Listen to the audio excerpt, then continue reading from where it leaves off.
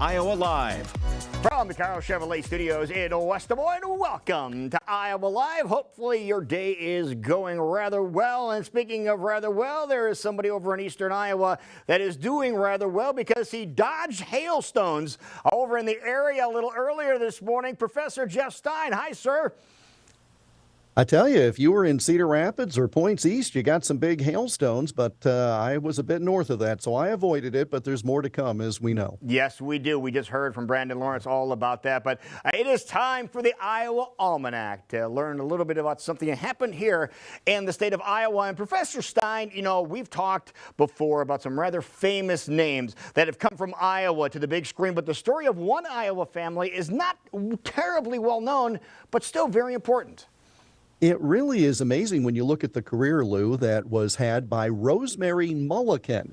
She was born on that, by that name, with that name, on this date in 1913 in Indianola.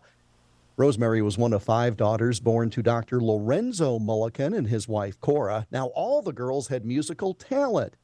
That was supported by their mother, whose own strict Methodist parents kept her from fulfilling her dreams of becoming a performer.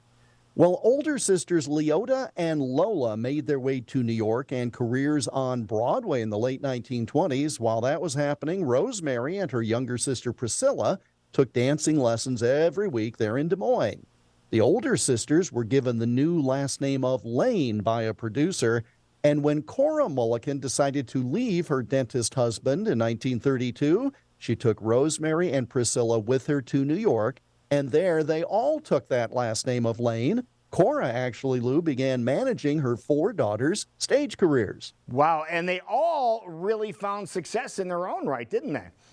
Absolutely. Rosemary and Priscilla scored a contract with Fred Waring and his Pennsylvanians, well-known group appearing on their weekly radio show. That was a 5-year gig. Wow. And it included appearing with Waring in the Warner Brothers musical variety show. And that, you see, is how the movie careers began. Okay. Now joined in Hollywood by the others, 3 of those 4 Lane sisters starred in a 1938 movie entitled 4 Daughters. It was actually nominated for 4 Academy Awards, including Best Picture.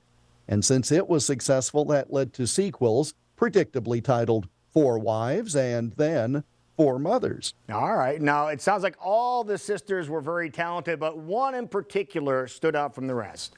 Yeah, and that was Rosemary. In her movie career, Rosemary Lane co-starred with the likes of Dick Powell, Rudy Valley, John Garfield, James Cagney, and Humphrey Bogart. Wow. Pretty good list of co-stars. Now, she returned to New York in the Broadway stage later, but ended her performing career after starring in something called Sing Me a Song of Texas. That was in 1945. She chose marriage and family over the stage.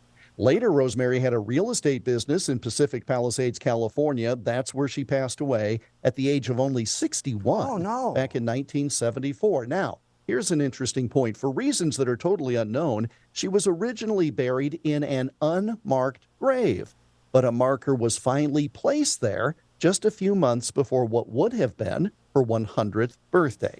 So Iowa's Lane sisters were quite well known thanks to 4 movies they starred in together in the 1930s and 1940s, but the one, Lou, they called the most talented, Rosemary, was born in Indianola on this date in 1913. That's 110 years ago today. That is a very cool story. That is awesome. Again, very famous people coming from the general area here down in Indianola.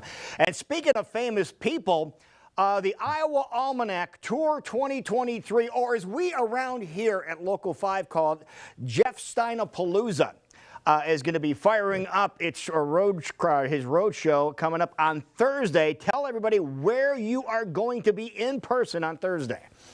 You're going to start selling T-shirts, aren't you? I can see it. Steinapalooza, yeah.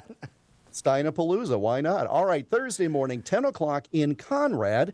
We'll be at the Conrad Heritage Museum and Hall right there at City Hall. That's at 10 in the morning, and it's completely free, open to the public, and it's a chance for me to tell some of these stories one-on-one. And then the next week, we go to my hometown of Toledo. That's Wednesday the 12th, 7 o'clock on the main stage of the Grand Wheating Theater downtown. That is really cool. And then going to be in Earlham a week or two after that. And you're going to be even closer around here, and you're going to be coming in and visiting with us. And as we get closer to that, you're going to be in studio. We'll talk about those appearances as well. Now, if people want to find out more about where you're going to be and about things that happen on every single day of the year in Iowa history, where can they go? Go to iowaalmanac.com. You can see this story there, or click on the events tab, and the whole list of Steinapalooza will be right there for you. All right, Jeffrey, you take care of yourself and dodge those additional hailstones, and we will talk to you next time. Have a great day, Lou. All right, you have an awesome day yourself.